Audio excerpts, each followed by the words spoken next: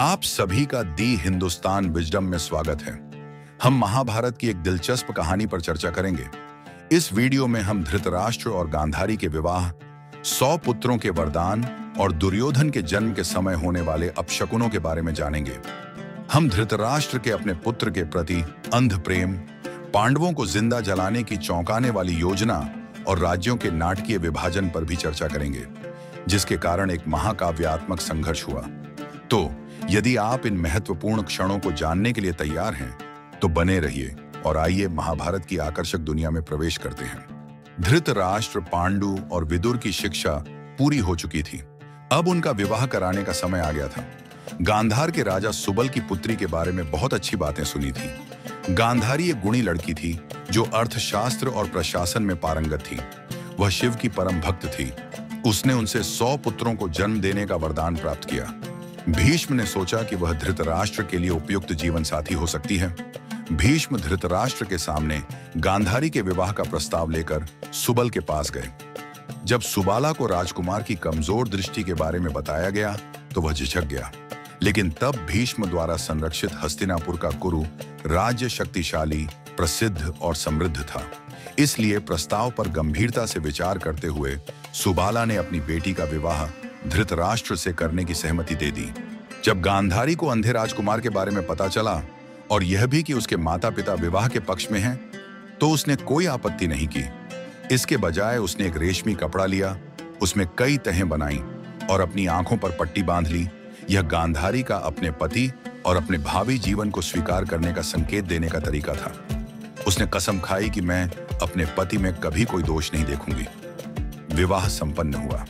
भीष्म और कौरव परिवार गांधारी का बहुत सम्मान करते थे। गांधारी ने अपनी भक्ति और स्नेहपूर्ण आचरण से अपने पति के परिवार का दिल जल्दी ही जीत लिया था। वेदव्यास गांधारी की सेवा से इतने प्रभावित हुए कि उन्होंने उसे एक बार फिर 100 पुत्रों का आशीर्वाद दिया। जब गांधारी को पता चला कि वह गर्भवती है, तो उसकी खुशी का ठिकाना नहीं रहा। धृतराष्ट्र ने पांडु से पहले एक पुत्र की कामना की थी। उन्हें आशा थी कि उनका पुत्र उस पीढ़ी के सभी कुरुपुत्रों में सबसे महान होगा। गांधारी ने भी यही चाहा था, लेकिन ऐसा नहीं हुआ। यद्यपि उसकी प्रसव तिथि निकल चुकी थी, फिर भी प्रसव पीड़ा शुरू नहीं हो रही थी। तभी कुंती और पांडु को युधिष्ठिर के जन्म का समाचार मिला। निराश होकर उसने बच्चे को बाहर निकालने के लिए अपने पेट पर जोर से मारा। सभी को आश्चर्य हुआ जब उन्होंने देखा कि बाहर एक मांस का टुकड़ा निकला। गांधारी को लगा कि उसका गर्भपात हो गया है और वह उस गांठ को फेंकने ही वाली थी कि व्यास ने उसे रोक दिया। अब इस पिंड को ठंडे पानी में भिगो दो। व्यास ने आदेश दिया कि मेरे लिए घी से भरे 100 बर्तन लाओ और इन बर्तनों को अंधेरे और ठंडे स्थान पर रख दो, जहां उन तक आसानी से पहुंचा न जा सके। गांधारी और उसकी दासियों ने वैसा ही किया जैसा उन्हें बताया गया था। जब पिंड पानी में पूरी तरह से भीग गया, तो एक सेविका को पिंड को 100 अंगूठे के आकार के छोटे छोटे टुकड़ों में अलग करने के लिए कहा गया। गांधारी को वरदान के अनुसार 100 पुत्रों के साथ एक पुत्री की भी तीव्र इच्छा थी। व्यास ने बहुत पहले ही उसके मन की बात जान ली थी। दासी द्वारा 100 बराबर आकार की गोलियां बनाने के बाद एक गोली बच गई। व्यास ने घी का एक और बर्तन मांगा। फिर उसने मिट्टी को बर्तनों में डाल दिया, उनके मुंह बंद कर दिए और उन्हें उचित स्थान पर छिपाने को कहा। इन्हें तुम्हारी गर्भावस्था की अवधि तक छिपाकर रखा जाए। फिर बर्तनों के ढक्कन खोले गए। समय तय किया गया। व्यास वापस लौटे। उन्होंने एक एक करके बर्तन खोले और बच्चों को बाहर निकाला। सबसे पहले दुर्योधन को बाहर निकाला गया। जैसे ही उसे बाहर निकाला गया, वह जोर जोर से रोने लगा। उसकी चीख गधे के रेंकने जैसी लग रही थी, मानो उसकी पुकार का उत्तर देते हुए गधे, गीदड़, कौवे तथा अन्य जीव जंतु जोर जोर से टर्राने लगे, जिससे भयंकर कोलाहल मच गया। अचानक शहर में तूफान आया। ये अपशकुन थे। धृतराष्ट्र इतने खुश थे कि उन्होंने अपशकुनों की परवाह नहीं की। मेरा यह सबसे बड़ा पुत्र हमारे परिवार में युधिष्ठिर के बाद दूसरे स्थान पर है। क्या वह हस्तिनापुर का राजा बनेगा? उसने उत्साह से विदुर और भीष्म से पूछा। विदुर ने शकुनों की अनदेखी नहीं की थी। इस लड़के के जन्म के समय के संकेत परिवार के लिए शुभ संकेत नहीं है। वह विनाश का अग्रदूत प्रतीत होता है। उन्होंने चेतावनी देते हुए कहा, इस बच्चे को छोड़ देना और बड़े परिवार को बचाना बेहतर विचार हो सकता है। आपके अभी भी 99 बेटे और होंगे। विदुर ने कहा, यदि आवश्यक हो तो परिवार की भलाई के लिए पुत्र का बलिदान कर देना चाहिए, नगर की भलाई के लिए परिवार का बलिदान कर देना चाहिए तथा देश की भलाई के लिए नगर का बलिदान कर देना चाहिए। धृतराष्ट्र पहले से ही अपने ज्येष्ठ पुत्र के प्रति मोहित थे और उन्होंने विदुर की सलाह पर ध्यान नहीं दिया, न इस बार और न ही भविष्य में। जैसे जैसे उनका बेटा बड़ा हुआ, उसके प्रति उनका प्यार और महत्वाकांक्षा बढ़ती गई।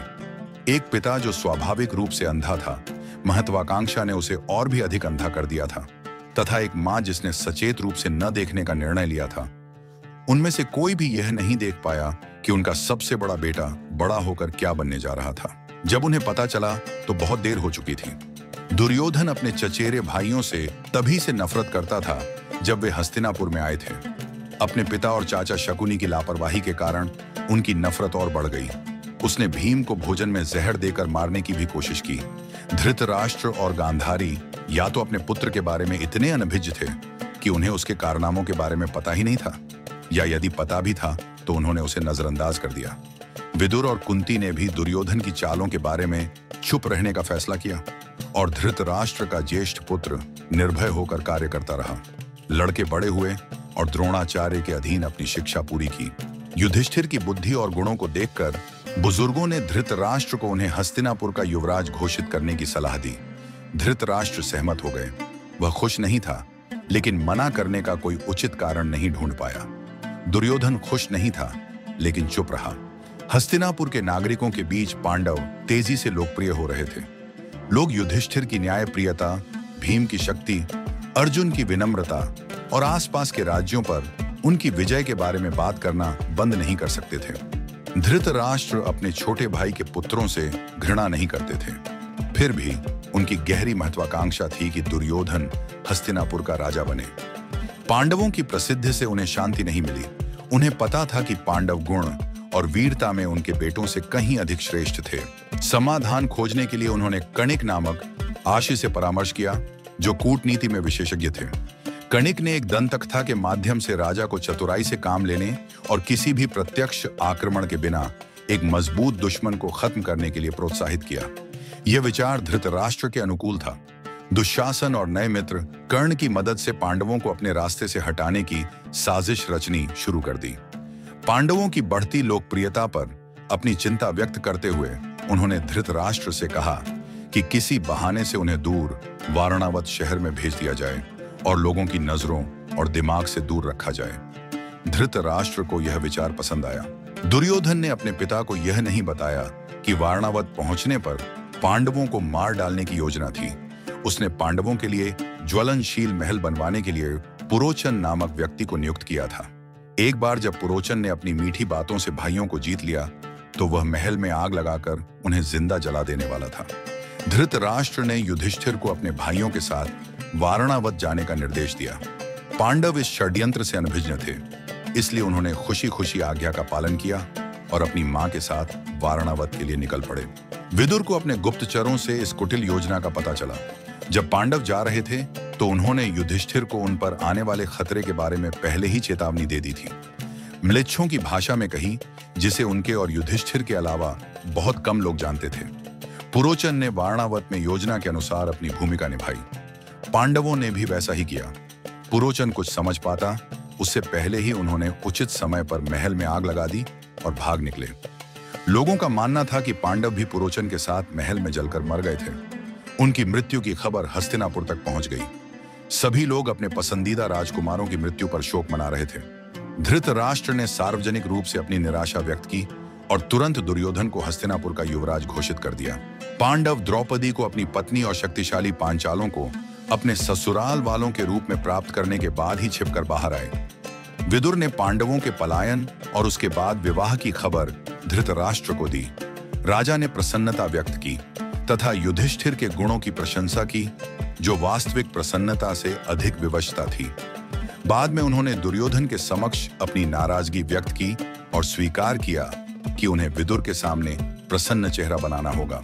उन्होंने दुर्योधन और कर्ण से हस्तिनापुर के मंत्रियों के परामर्श से बदली हुई परिस्थितियों में पांडवों से निपटने का रास्ता खोजने को भी कहा।